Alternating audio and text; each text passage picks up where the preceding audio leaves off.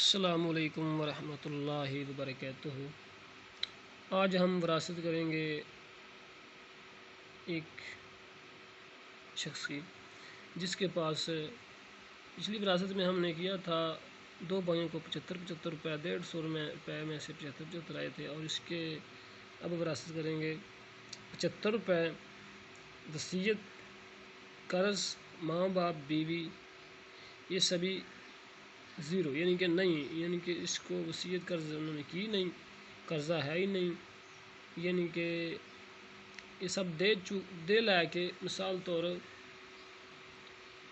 جو رقم باقی بنتی ہے 75 کی 75، اور اس کے بعد اولاد ہے، ٹھیک ہے، 4 بیٹی ہے نہیں، 4 بیٹے ہیں، اور یہ 75 روپے 4 بیٹوں پر تقسیم ہوں گے۔ یہ ایک بیٹے کے حصے میں آئے گے 18.75 پیسے، ٹھیک ہے 75 روپے 4 حصوں میں تقسیم ہو جائیں گے، ٹھیک ہے۔ یہ اعلی قانون کے حساب سے، یہ پچھلی ویڈیو میں بتایا تھا، یہ اعلی قانون کے حساب سے اسلامی وراثت سے، یعنی کہ علی کی وراثت اسلم کو تو مل گئی، عمر کو نہیں مل رہی، عمر تو فوت ہو چکا تھا، اس کے بیٹے تھے،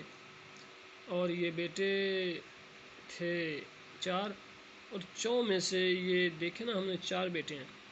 اور 4 میں سے 2 کو مل رہی وراثت، 2 کو نہیں، یعنی کہ 2 فوت ہو چکے تھے، اس کے اولاد تو زندہ تھی لیکن اس کو مل نہیں رہی،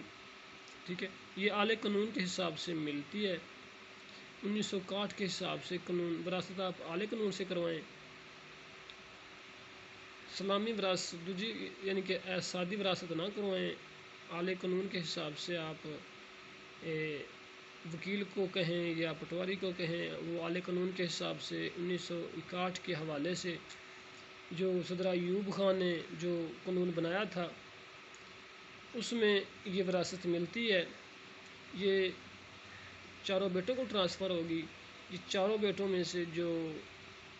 اب آگے ہم وراثت وہی ٹرانسفر کریں گے ان کے بیٹوں کو بھی